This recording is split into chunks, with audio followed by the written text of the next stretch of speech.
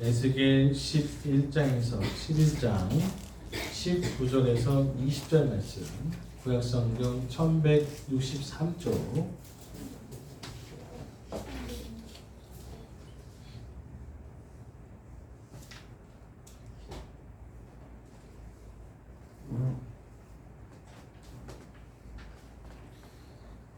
구약성경 1163쪽입니다.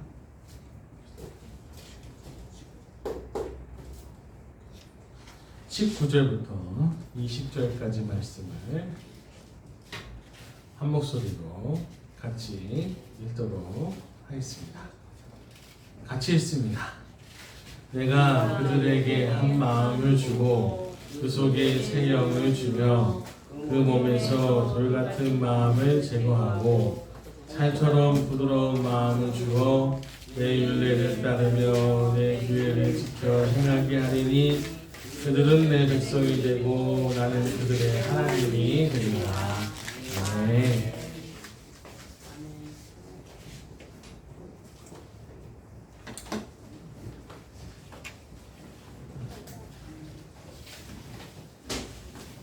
행복한 사람은 단순히 행복하다 하는 마음에서부터 출발합니다. 마음이 행복하면 행복한 사람으로 살아갑니다. 반면 마음이 불행하면 불행한 사람으로 살아갑니다. 불행한 사람으로 살 수밖에 없어요. 마음이 불행하면. 이게 참 너무 간단하면서 단순해가지고 너무 쉬운 이치라 당연한 거 아닙니까? 라고 얘기할 수밖에 없습니다. 이게 따로 설명할 이유조차 필요가 없는 거죠. 마음먹기 따라 달라 보이는 것 같은데 이 마음먹기에 따라 달라 보이는 것도 분명히 이유가 있지만 환경적인 요인도 무시할 수가 없습니다. 이게 내가 마음이 행복하니 행복합니다. 내가 마음이 불행하니 불행합니다. 근데 이것만 절대적으로 볼 수가 없다는 거예요. 환경적인 것도 무시할 수가 없다. 사람들이 훗날 옛날을 회상하면서 80년대에는 행복했다라고 얘기합니다. 정말 80년대에는 행복했습니까?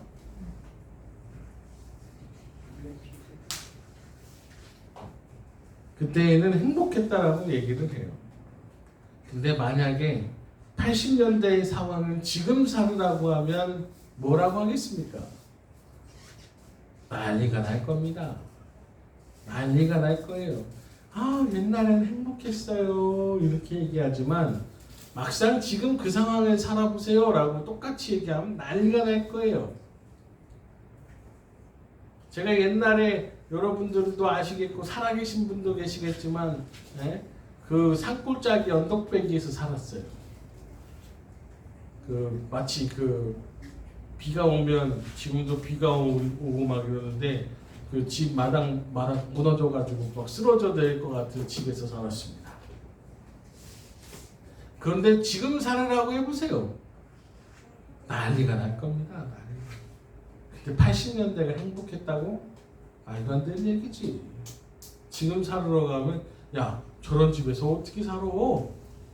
미쳤어? 이렇게 할 거를 지금은 그때는 행복했다고 얘기를 하고 앉았네.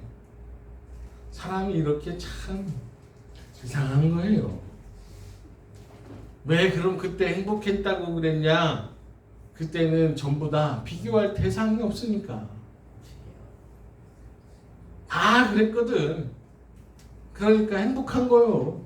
야 그냥 야 옆집에 개똥이네 누구네 뭐 미숙이네 말자네 유미네 이렇게 해가지고 모여서 화투 한번 치고 밥 먹고 이제 부침개 부쳐 먹고 이제요 자기 자식들 자랑 얘기하면서 아이고 야 누구 왔냐 이러면서 뭐 유미네인지 진광이네인지 모르게 그냥 와서 밥 먹이고 놀다 가 이렇게 재우고 안 가면 이제 다음날 가고 그렇게 살았으니까 행복했다고 그러지. 지금 사람들은 불행하다고 그럽니다. 옆집이 누군지도 모르고 윗집이 누군지도 모르고 아랫집이 누군지도 모르고 뭐 하는지도 모르고 아는 사람도 없고 친한 사람이 있냐 그러면 깊고 좁은 인간관계를 살아가고 있는 우리 인생 인간관계 속에 행복한 게 어딨어. 나 살기도 바쁜데 라고 하니까 불행한 거지.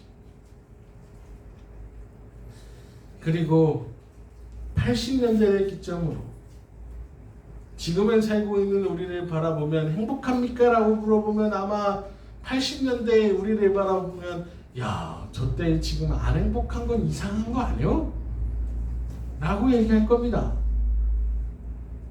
80년, 90년대, 70년대에 바라봤던 사람들이 지금 우리를 바라보면 야, 니네 행복한 거 아니냐? 보기에 귀여워서 웃기는 소리하고 앉았네? 라고 얘기할 거예요. 야, 니네가 눈물 젖은 똥기저귀를 빨아봤어? 손빨래를 해봤어? 아니면 얼음 수도를 녹여봤어? 배가 고파봤어? 기저귀도 사서 쓰고 얼음 수도를 녹이지도 않고 배가 고프지도 않고 야, 놀러 가고 싶으면 가고 싶으면 말고 이렇게 살면서 뭐가 불행하다고 난리야? 라고 얘기합니다만 행복은 상대적인 거예요. 행복은 절대적인 것도 있고 상대적인 겁니다. 왜 요즘 불행합니까? 라고 물어보면 다른 사람이 나보다 더 잘 사는 것 같으니까 라고 불행하다고 얘기해요. 아니 세상에 누구는 매년 유럽 여행을 간대. 이번에 코로나 때문에 못 갔대. 얼마나 배가 아파. 누구는 매년 해외여행을 가고 유럽을 가고 뭐 에메랄드빛 바다를 얘기한다는데 나는 그거를 가본 적이 없네. 10년 동안. 야, 누구는 뭐 시아버지가 건물을 주셨어? 너 건물주야? 1층에 편의점에서 세봐도? 뭐? 이번에 뭐 손주를 낳았다고 건물을 주셨어? 배가 아프지. 배가 아프지. 왜? 상대적인 거니까.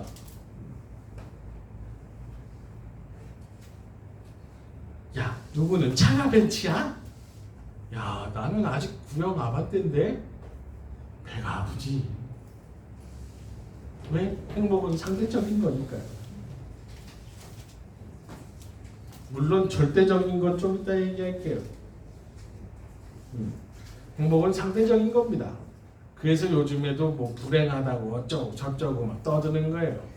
80년대 60년대 사람들이 우리를 바라봤으면 야, 행복에 겨우 똥 싸는 소리하고 앉았네 이렇게 얘기할 겁니다. 근데 사람은 상대적인 거라. 오늘 본문 말씀에 뭐라고 되어 있냐면 하나님이 우리에게 한 마음을 주시고 새 영을 주시고 돌같은 마음을 딱딱한 마음을 완고한 마음을 제거하고 부드러운 마음을 주신다고 얘기하고 있습니다. 이거는 절대적인 겁니다. 상대적인 게 아닙니다. 이건 하나님과 나 사이의 문제입니다. 나를 절대적으로 부드럽게 대하실 하나님의 은혜, 예수 그리스도의 사랑이라면 언제든지 내가 내려놓을 준비가 되어 있는 나로 만드시는 그 상황에 감동하며 살아가는 게 하나님의 은혜죠. 아니, 있잖아요. 신앙과 교회 이렇게 얘기하면 사람들이 부드러워집니다. 하나님의 은혜와 예수 그리스도의 사랑을 이야기하면 사람들이 그 앞에서는 부드러워져요. 야, 옆집 놈이 벤츠를 타면 어떠하랴? 하나님이 사랑이 나에게 있는데 내가 이렇게 행복하지? 이렇게 하고 사람이 부드러워집니다. 이건 절대적인 거예요. 이건 하나님과 그 사람 사이의 1대1의 개인적인 절대적인 가치죠. 그래서 복음의 감추인 보화라고 얘기합니다. 마치 천국은 마치 감추인 보화 같으니 땅속에 있는 거 묻어져 있는 거 그거 숨겨져서 자기가 기뻐한다. 찾아내서 기뻐한다라고 얘기하지 않습니까? 이거는 감추인 보화가 쳐서 남들이 모르는 나만 아는 아주 하나님과 나 사이에 행복한 고민 아니겠어요? 행복한 기쁨인 겁니다. 이건 절대적인 거예요. 누가 뺏어갈 수도 없고 아니 뭐 저기 뭐 김 집사가 신앙이 더 좋다더라 어쩐다 누가 뭐라고 얘기하들 하나님이 나를 사랑한다는 것에 대한 굳건한 믿음은 변하지 않는 겁니다.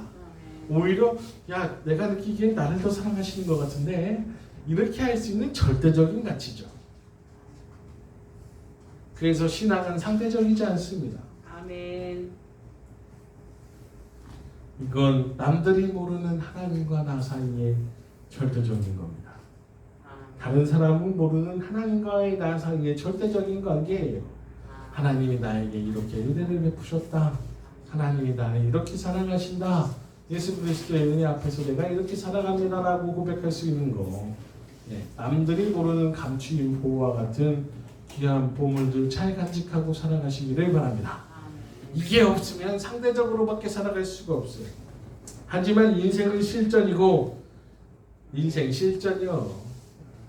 우리가 눈 앞에서 바라보는 건 다 상대적인 거니까. 다 상대적인 거예요. 우리가 눈앞에서 바라보는 건.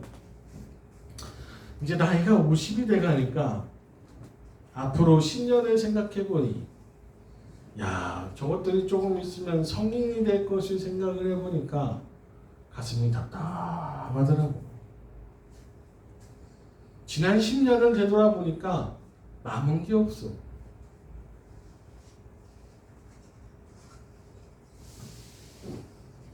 남은 게 없어. 야 뭐가 남았냐 라고 생각해보면 그냥 저것들이 있다. 그러면 앞으로 10년은 뭐가 지네들이 크고 난 다음에는 뭐가 있어야겠냐 라고 질문을 던져보니 지금 상태로 가면 답이 없어.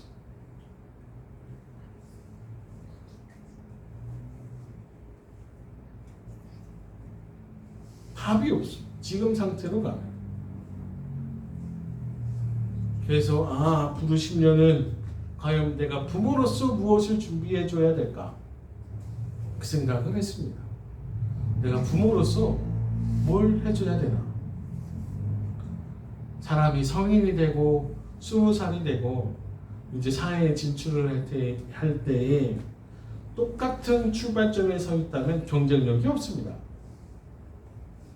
심지어 남들은 이미 경쟁력을 준비해서 한 단계 더 앞에서 시작하려고 하고 있는데 아무것도 하고 있지 않는다면 여기서 똑같이 출발하는 것도 아니고 이미 여기서 시작하고 있는데 나는 뒤로 가는 거지. 아니 내가 아니고 쟤네들이 뒤로 가는 거지. 그래서 이거 그냥 혼자 너무 월등해서 막 수백만 대 1을 이길 수 있는 사람이 아니라면 그냥 처질 수밖에 없는 게 배경이 안 되면 처질 수밖에 없는 거예요. 그래서 내가 뭘 해줘야 되나? 아무것도 해주지 않을 거라고 하면 이게 너무 아쉬운 거지. 그거보다 아쉬운 게 없어.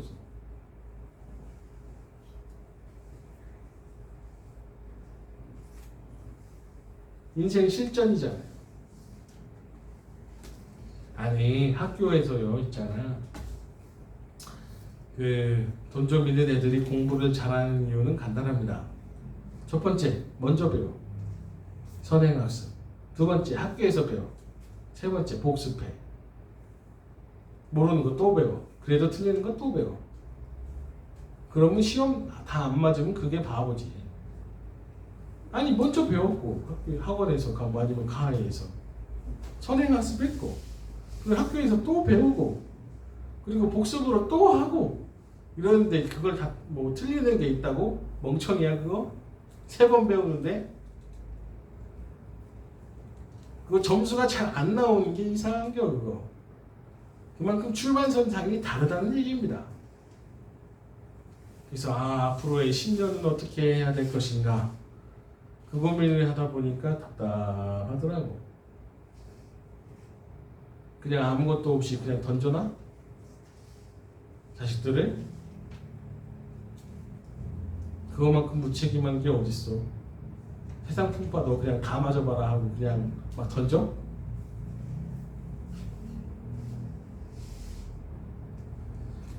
여러분, 사람이 마음이 공허하면 그 안에서 나오는 소리가 다 공허할 수밖에 없어요. 남 못되게 하는 놈들 자세히 보잖아요. 그러면 그 안에 다 썩은 게 들어있는겨. 사기꾼들 보잖아요. 다 그 안에 인성질이 못돼 처먹었어. 사랑하는 사람들 보잖아요. 그러면 야, 어떤 TV에 유튜브에 나이가 102살인데 할아버지가 독립보감을 읽으면서 보더라고. 그러더니 몸은 70대래요. 또 건강검진 받아보니까 그 할아버지는 보니까 아침에 일어나서 다 혈액순환 하면서 손을 쫙 비비고, 그리고 배추를 선식을 하면서 이게 장에 좋고요, 그리고 당근을 먹으면서 이게 혈관에 좋고요 이러면서 또 맨날 그 꾸준하게 밭일도 하고, 예? 그렇게 손가락도 이렇게 쫙쫙 펴가면서 이제 근육도 이완시키고 재밌게 살더라고요. 그러면서 마음을 곱게 써야 된다. 자기 어머니에 있는 효자비인가, 예, 그것도 쓱 닦아가면서, 예, 사람이 마음을 곱게 써야 된다. 이렇게 얘기하길래 거기에 또 은혜를 받았네. 102살까지 건강하게 잘 살 수 있겠다. 나는 마음이 곱잖아. 여러분, 마음을 좀 곱게 쓰세요. 사람이 그 안에서 나오는 게 어떤 소리가 나오는 건지 자세히 들어보면, 야, 너 마음을 좀 곱게 써야겠다, 야. 좀 사랑하면 좀 살 만한 행동을 좀 하고 살아라야. 이렇게 하는 수밖에 없지. 그리고 또 여러분, 행복해야 행복한 소리가 나옵니다. 사람이 그 안에 있는 게 나오는 거예요. 그 안에 있는 거. 오늘 말씀에 그들에게 한 마음을 주었다는 게 의뢰가 돼요. 그에게가 아니고 그들에게 한 마음을 주었다고 합니다. 여러분, 여러 사람들에게 똑같은 마음을 주었다고, 하나 되는 마음을 주었다고 하는 게 은혜지. 행복, 성취에 의한 식욕처럼 채워지지 않는 겁니다. 절대적인 행복 외에는 상대적인 행복은 식욕처럼 채워지지가 않는 거예요. 여러분, 가장 되면 행복할 것 같습니까? 아니요. 부장 되면 행복할 것 같습니까? 아니요. 사장 되면 행복할 것 같습니까? 아니요. 잠깐 즐겁지, 잠깐. 성취. 마치 식욕처럼 성취에 의한 행복입니다. 게임기를 새로 샀어봐. 한 달은 행복하지. 핸드폰을 새로 샀어봐. 한 2달은 행복할걸. 자동차를 새로 사봐. 한 3개월은 행복하자. 근데 이제 그거 지나면 성취에 의한 행복은 마치 식욕과 같아서 자꾸 뭘 더 채우지 않으면 성취에 의한 행복은 다 채워지지가 않는 겁니다. 그러나 우리에게 한 마음을 주신다고 얘기하는 거, 이 돌같이 딱딱하고 응어리진 마음을 다 떼어내고 부드러운 마음을 주신다는 게, 이게 놀라운 거 아니겠습니까? 우리에게, 그들에게 부드러운 마음을 주셔서 하나님의 백성으로 살게 하시고, 또 나는 그들의 하나님이 되리라라고 말씀을 해주시고 계십니다. 여러분, 다시금 만족감을 살아갈 수 있는 은혜가 있습니다. 살처럼 부드러운 마음을 주신다고 얘기하고 계십니다. 누구나 다 여기에 응어리지고 살아가요. 얼마나 답답한지 몰라. 정치만 봐도 속이 터지는 세상 속에, 아주 그냥 빨래만 똑바로 벗는다고 그냥 잔소리 받는 이 속터짐 속에 응어리지고 살아가는데, 이것 또한 하나님이 부드러운 마음을 주셔서 유연하게, 부드럽게. 맨날 여러분 설교가 똑바로 살아라 이렇게 하기만 하면 얼마나 속이 터지겠어. 저 인간은 바꿀 수도 없고 말이야, 이럴 거 아니야. 근데 하나님이 우리에게 부드러운 마음을 주셔서 다시금 만족감 아래 살아갈 수 있게 하시는 은혜가 있습니다. 또 이게 그에게 아니라 그들에게라고 얘기하는 거가 은혜가 되는 거예요. 그들에게. 나뿐만 아니라 우리에게 같은 마음으로 부드러운 마음을 주신다라고 말씀을 하고 있죠. 여러분 그 선하신 손길 아래에서 하나님의 백성이 되고 하나님의 자녀 되는 은혜가 있기를 주님의 이름으로 축복합니다. 그럼 상대적인 걸 무시하고 절대적인 것만 보고 살아가라는 얘기가 아닙니다. 절대적인 건 하나님과 나 사이에 절대적인 비밀로 간직하시고 살아가시고, 상대적인 건 성취에 의한 식욕처럼 채워져가며 노력하며 살아가십시오. 물론 다 채워질 수는 없습니다. 늘 배고프니까요, 사람. 그러나 한 단계 한 단계 최대한 만족하면서 기뻐하면서 다음 단계, 여행도 있잖아요. 우리 남자분들 같으면 자 여행 가자 그러면 이야 하고 갔다가 딱 오는 게 여행이요. 근데 이제 좀 50을 바라보고 이제 좀 여자 마음이 호르몬이 여자해지나 봐. 여행 갈 준비를 하면서 기뻐. 그거부터가 여행이라며. 마트에 가서 뭐를 사지? 컵밥을 살까? 우리 종인이가 자두를 좋아하는데 자두를 한 팩 더 챙겨놔야 되나? 애들이 원래 이제 컵라면이라도 하나씩 더 해줘야 되나? 하면서 이제 여행을 어떻게 가야 준비하는 것 자체가부터가 여행이구나 하는 생각을 하게 되더라고요. 여러분 상대적인 것도 절대적인 것도 최대한 만족감 누리면서 살아가십시오. 진행되어져 가는 과정을 즐기세요. 네, 앞으로의 10년 힘들다 하지 마시고 이 10년을 내가 이렇게 준비해 줄 수 있구나, 내 자녀의 미래 10년을 내가 앞으로 준비해 줄 수 있구나 하는 그 과정을 즐기십시오. 완성되었다 하고 끝 이게 아니라 내가 이 고생이네 이게 아니라 되어져가는 과정들 천천히 밟아가면서 그래 내가 우리 아이들의 미래를 이렇게 채워져 가고 있지, 하나하나 즐거워하면서 행복하게 살아가시는 여러분들 되시기를 바랍니다. 하나하나 채워져 가면서 만족감 누리면서 살아가십시오. 야 먹었다 이게 아니고 하나하나 즐거워하면서 먹는 즐거움, 채워져 가는 즐거움, 누리는 즐거움. 네, 뭐 행복 상대적인 거예요. 또 절대적인 거고. 마음을 좀 이제 곱게 쓰십시오. 곱게. 그러니까 타인에 대하여 내 열등감을 감추라 이게 아니고, 네? 내가 그거 하나하나 이루어가는 과정을 내가 행복하게 채워져 가면서 가라 이거지. 내 방향을 그렇게 잡고 행복하게 살아가는 사람들 다 되시기를 주님의 이름으로 축복합니다. 기도하시겠습니다.